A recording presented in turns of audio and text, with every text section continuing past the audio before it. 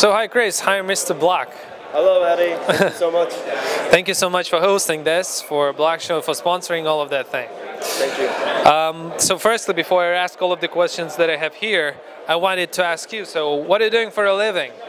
Well, currently what I do is to constantly host events in Taiwan, to invite international blockchain company and fintech company to come to Taiwan, because we feel like it's important for Taiwanese company and for Taiwanese team to learn from an international level from them, and then it's also this event is for connecting A to B.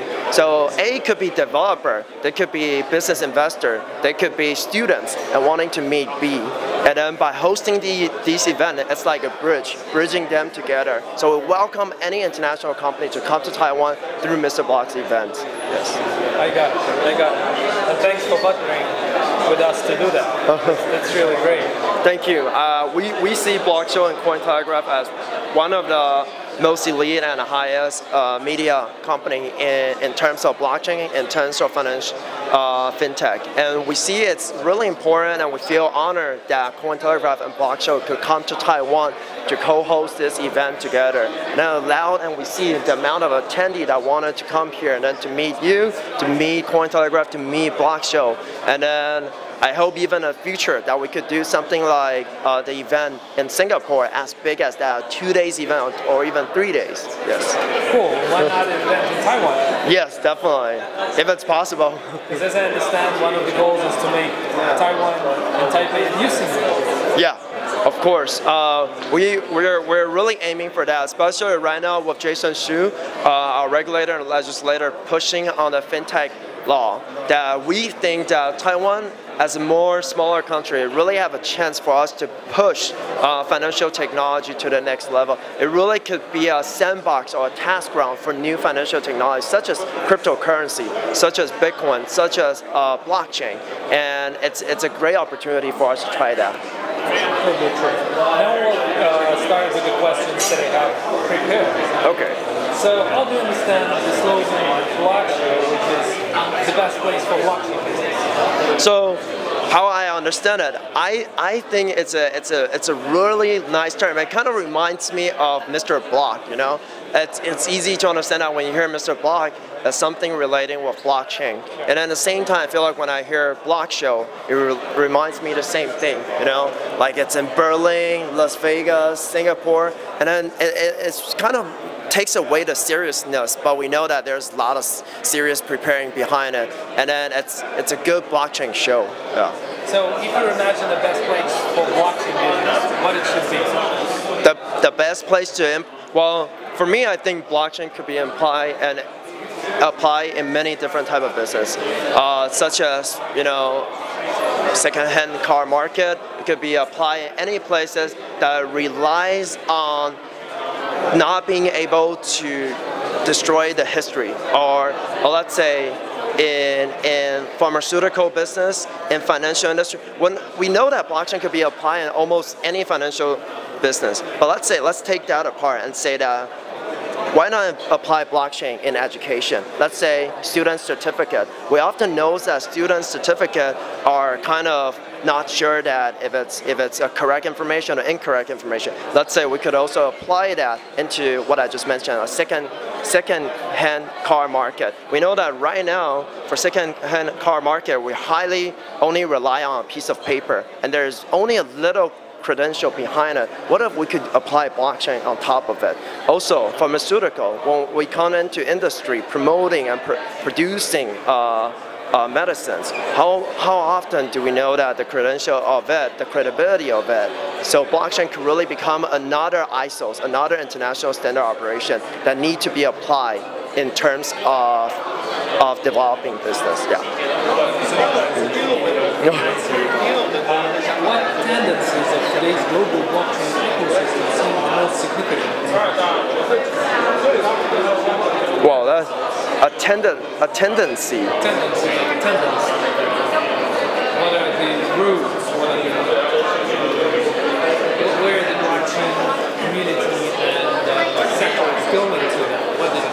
Well, to me, I feel like blockchain is such a new technology. We know that since the inception in 2009, the implementation has been tried in many different sectors. But at the same time, there are many limitations when it comes to blockchain. It cannot.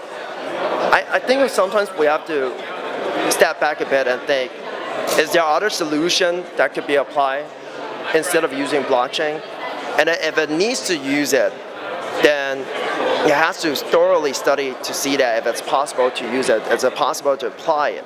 It's not everything that can apply blockchain. I see everyone say this can apply, that can apply. But again, we have to really know that blockchain is a regulatory technology.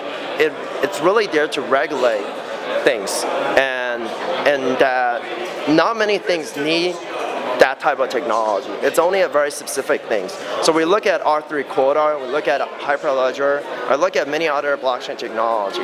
It requires, just like when the website came out, when the internet came out, it required A/B testing, it required constant trial and error. So right now there isn't really one solution really where it is heading, but it's definitely going to disrupt the financial industry, just like when website came out and disrupt the printing industry. Yeah. What's in your vision is the best thing about the Taiwanese market? What's my best experience? Your vision. So right now I see Taiwan as a really good place to practice blockchain. Not necessarily means that it's to practice in terms of the industry or practice in terms of team, but I think it's a good place for international team to come to Taiwan to try out the sandbox. You know, it's a good playground, it's a good test ground to try out in a control zone. I often see that many teams, they set up their company in other places because they're afraid of the regulation. They're not sure. So what we're pushing in Taiwan is to have a white paper, black words, and say, hey, this is what's going on. This is how do you apply for a sandbox. This is how we're going to regulate this. And by having this regulation in place, it gives more confidence for a blockchain team to apply in Taiwan, to imply their technology in Taiwan. Yeah. So the main thing is regulation and Yes, definitely. Great.